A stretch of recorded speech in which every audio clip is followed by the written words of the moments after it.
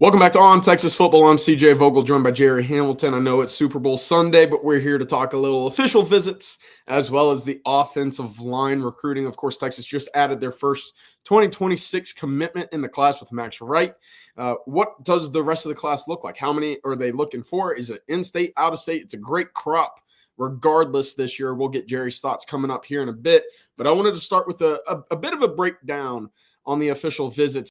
3 official visit weekends so far in June that Texas has official visitors for, Jerry, starting with June 6th, June 13th, and June 20th. It looks like the 13th and the 20th are going to be the biggest weekends as we've seen over the last 3 years or so for Steve Sarkisian. Getting the final 2 visit weekends in June is going to be very important. Once again, you see the list here of guys that we have so far accumulated. Jerry, I wanted to get your thoughts on any standouts early on, and then we'll go weekend by weekend in terms of breaking it down for everybody as well.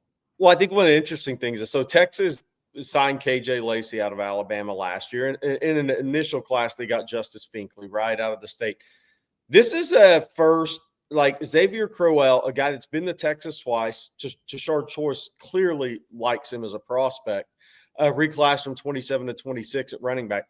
This is the first battle in state for Alabama, for Texas, where they're actually battling Alabama and Auburn and the neighboring SECs. But really, both of those in-states, he is just one of the top 3 or 4 or 5 running backs in the country, regardless of classification. So that's interesting. I don't know if Texas is getting the ideal visit date there, but it's interesting that they're in the battle with both Auburn and Alabama in the state of Alabama for one of the top running backs in the country. Yeah, of course, we'll go each week. But the other thing I wanted to mention here, Jerry, we have 15 names so far, 7 of them from out-of-state prospects, right? Xavier Crowell is one of them. You look at Jabari Mack, Hezzy Kent, Bryce Perry, Wright, Dylan Berryman as well. But, I mean, even moving forward, Caden Prothrow, that's an interesting one, Jerry. And then as Samuel Roseboro out of Florida. Texas, again, and this has been the recurring theme so far in recruiting over the last 2 years or so in building, Texas taking care of its backyard, but also expanding out elsewhere. Is this kind of the theme that we're going to continue to see with Steve Sarkisian, Kyle Flood? Yeah, I do. I think it is. And look, that Texas this class is really defining that even more so. They're willing to go anywhere in the country that they feel like they have to find the best football players, because the state, while it's a great talent producer in a top 3 state, it's Texas, Florida, Georgia. That's who dominates high school recruiting now around the country. That doesn't mean every position in a state is good in every cycle or every year. Right. Texas has gone to Charlotte and offered 4 defensive linemen, to Virginia to offer a defensive lineman, to DC to offer an edge. You're seeing Texas expand at positions they feel like they need to expand. And this class, CJ, it's going to be so interesting to see how it plays out.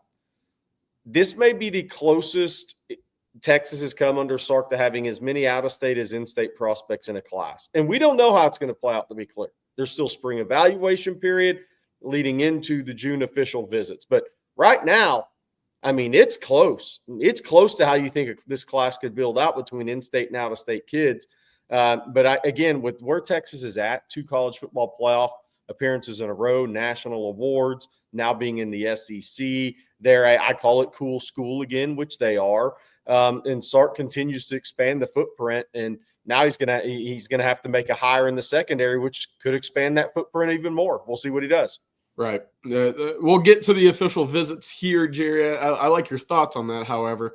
The first one is Xavier Crowell, and you mentioned him. I wanted to add to that. He kind of it's not a one-on-one, but March 29th, late last year in the spring, he took essentially what was a one-on-one visit with Tashard Choice. To do that, Jerry, by a sophomore in high school going into a sophomore year, it gives you an understanding of how much Texas and Tashard Choice have interest in him to bring him in, show him around. That was not a busy visit weekend at the time, and Crowell was able to get essentially, as I was saying, a one-on-one with Choice and the Texas staff. So him and his mom were back on campus for the Georgia game this year. So, and look, his official visits, guys, I mean, you want to talk about a man bare knuckles brawl in recruiting. Georgia, May 30th through June 2nd, Texas the 6th through 8th, Auburn 13th through 15th, Alabama 20th through 22nd. Whoa. bare knuckle brawl in recruiting right there. Yeah, buckle up. So that'll be a fun one to follow. But going to the 13th, Jerry, because again, we've talked about it. The 2 last weekends of June have been the big official visit weekends for the Texas Longhorns. Right now, the 13th has the most visitors in line. Jabari Mack out of Destrehan, Louisiana. Hezzy Kent at tight end. Strong offensive and defensive lines as well. And then Jalen Lott, the 5-star cornerback that we believe Texas has an edge for at the moment. What's kind of your takeaway here? I'll start with this. Felix Ojo-Toa-Katoa and Zayden Crimpinen, that's a heck of an offensive line haul coming in on the 13th. Oh, big time offensive line haul. Those 2 weekends. And look, there's going to be other guys set up visits out of that. John Turntine and Sam Utu from Orange Lutheran, potentially Cody Green. I mean, so this offensive line list of visitors is going to continue to add names, probably 2 or 3 more names to it. But you know what I look at on the 13th? Texas has visitors set up on the 13th from schools that they haven't got kids from before. Destrehan, Louisiana. Right. Hezzy Kent's from Brunswick, Georgia. You know somebody's really good for Jeff Banks to give up a whole day in recruiting and go from the Atlanta area down to Brunswick before he went down into Florida. That's another. Bryce Perry right out of Buford now. They got Isaiah Bond out of transfer portal. Dylan Berryman, Ouachita Parish in Monroe, Louisiana. They're tapping into, again, areas in the SEC region that Terry Joseph has always recruited Destrehan, but who have they signed from Destrehan, Texas over the course of history, right? Nobody from Brunswick, Georgia. Nobody from Ouachita. The last great player to come out of Ouachita was Cam Robinson, who went to Alabama. I think they had Hootie Jones. They've had some guys that were in and out of there between Neville and that school. But look, I mean, that's one of the things I'm looking at is they're continuing to hit different areas, different schools. You know you're kind of that hot program and you know you have real reach when you're able to get into different areas, different schools every single year that you've never been in before. Now, Clearwater, Florida, that's a return for the Texas staff, Jerry. DJ, we're flipping a coin for that school visit, right? No, I beat you to it. I'm going, yeah, Clearwater, look, I mean, that's not a school that Texas really recruited guys out of. Caden Prothro at Bowdoin, Georgia. Same thing. Bowdoin, Georgia on the Alabama-Georgia line, kind of probably 30 minutes from Manchester, 35, 40 minutes from Manchester, where Justice Terry's from. So, again, a smaller school kid that plays really good competition. But Rosenborough, he's the interesting recruit of all these for me, CJ, because – his mom lives in Austin. She relocated to Austin for a job opportunity. He stayed in Clearwater so he could finish high school with his teammates, his friends, everybody he grew up with. But you figure if mom stays in Austin for a job, Texas has a pretty decent shot here. I mean, they have a pretty decent shot at Roseboro, who's one of the top offensive tackles in the country. Kyle Flood was by the school that last week. He was out on the road in January. But again, it's there's some familiar names on this list. Caden Finley, obviously Jermichael Finley's son. Jermaine Bishop on the 20th. That's Michael Bishop, former Kansas State quarterback. I think he finished 3rd in the Heisman Trophy to Ricky Williams that year.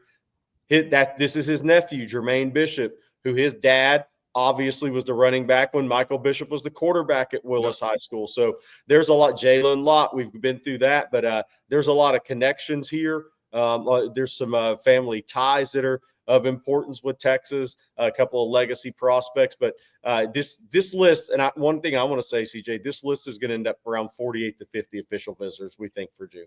I agree as well. The one thing I wanted to mention, and look, we just went over what was a pretty lengthy offensive line class, and it's, the first week of February.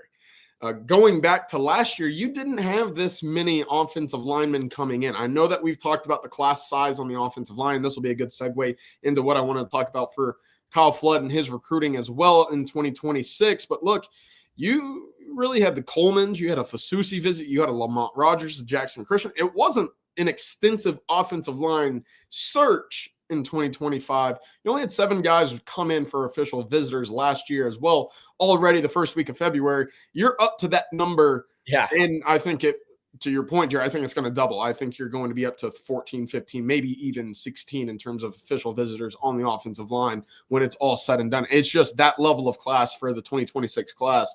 But speaking about offensive linemen, of course, Texas got its first commitment from the offensive line with Max Wright out of Melissa. But I wanted to get your thoughts. For him to be the first guy in the class, it's a sign of approval, and it's kind of a stamp of Kyle Flood saying, okay, I see the long-term vision. I know you might not be the guy immediately, but at 6'6 and a half, 6'7", 285 pounds, we're going to mold you into what we think is a long-term, really talented prospect. But on top of that, and several of the names that we just mentioned, Texas will have plenty of options on the offensive line, and it's shaping up, in my opinion, to be one of the deepest and most talented offensive line classes in quite some time. Yeah, I agree. And on Max Wright, I think what's interesting about him is he's a kind of a swing player. He could be a tackle. He could be a guard. I think it's to be determined in the college level when he gets there, and he's going up against SEC level athletes on the offensive line. He's one of the most improved prospects from sophomore to junior year in the state of Texas. Everybody that came through in January offered him. Michigan, Florida, I mean, you name it. Everybody offered him that came through there. But he was so locked into Texas. The only other junior day visit he made was SMU, kind of out of respect for the SMU program. But he was going to Texas. But to your point, yeah, look, when it's a really good year in state and it's a good year nationally, this is what a visit list should look like for the University of Texas. I mean, this is a loaded group. And I'm telling you, the two kids in California, Sam Utu, if you haven't watched his YouTube playing volleyball as an outside hitter, he is a really gifted athlete from Orange Lutheran in Orange, California at 6'5", 295. I think Texas is doing pretty good with him as well. Cody Green, the right tackle, committed to Oregon from Mater Dei. He will probably make a visit to Texas, maybe unofficial. Then we'll see if it's an official. But we already talked about Roseboro. But, it is a really talented offensive line class in state and nationally. And with where Texas is as a program, they have a lot to sell with that. Kyle Flood is going to have multiple draft picks. He has national award winners. He has a development guy in Christian Jones, a development guy in Cam Williams, a All-American who started his freshman year in Kelvin Banks. He's going to have Jake Majors get drafted at center. I mean, so he has got the full gauntlet on his resume at Texas to recruit to. So he has a message for every single one of these guys because they're all different. Some need time to develop. Some guys could come in and by year two be all SEC level player. So he's got everything he needs at his disposal to recruit a really good 5 or 6. I think 6 is ideal man offensive line class in 26 because CJ, they only signed 4 in 25 and 3 in 24. I think they hit 3. I think they're 3 for 3 in the 24 class. We'll see how this 25 class develops, or the 24 class. I think they're 3 for 3. Then we'll see what happens with this 25 class. But it perfectly lines up for a 6-man class. That was what I was going to ask you next, Sherry. Of course, Texas has 18 offensive linemen on campus at the moment. In terms of guys departing, look, you got a brand new offensive line. It's not a guarantee that you're going to send 3 or 4 guys to the league after this year, though it could happen, right? Cole Hudson, Nato, DJ Campbell, all eligible. Trevor Gooseby, who knows? Yeah. Right. Also eligible for the draft. So we'll see how that breaks out. But when you talk about 5 or 6 offensive linemen in this class, of course, you got to have the room for that. Are we anticipating Texas just continuing to funnel guys into the NFL? Or is this just hey, it doesn't matter. We'll figure out, scholarships, numbers, etc. later. We just got to make sure that the future of the Texas offensive line is in good hands with this class. I think that's number one. But I do think, to your point earlier, look, Trevor Gooseby could be, just what Cam Williams did. You just never know. He could be 1 year and off to the end. He probably needs 2, but you never know. But here's the other thing. We jokingly say this all the time. Eventually, some of Kyle's kids are going to leave him, right? Kyle Flood's kids are going to leave him. And hasn't happened yet. It hasn't happened yet, but it's going to happen eventually. Yeah. All these guys can't be third string and stay. They could get a degree, then go start somewhere else a year. So we'll see what happens. But I expect there to be a little attrition, plus some guys that are going to go pro after this season. So I think it's going to line up pretty well for Texas to take 6 in this class. Well, good deal. Of course, that official visitors list is going to continue to grow, and we'll have you all updated at ontexasfootball.com. But, Jerry, I'll leave you with this. Texas offensive line, we've seen Texas address position by position, class by class on the offensive line. How does this class as a whole, whether it just be prospects, whether it just be individual talent, how does that shake up with what we've seen since this staff has arrived? To me, it's the deepest class of offensive linemen this staff has been evaluating. And, of course, now it's the broadest in terms of where they've been able to go. Florida, Hawaii, Utah. I mean, all sorts of different areas that they've been able to recruit. And you look at the 2022 classes, is there a comparison that you could draw in terms of just overall reach, or is it just, hey, this is a heck of a haul, a lot of in-state talent, a lot of reach now with Texas' success on the field. They're going to have basically the pick of the litter when it comes to getting the big humans on the campus. Yeah, I think that's it. They can get the guys on campus. I think this is a different year because it's tremendous in-state and it's tremendous nationally at the same time.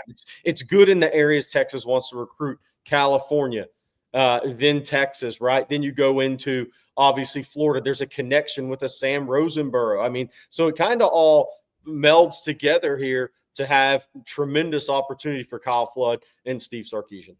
Good deal. All right.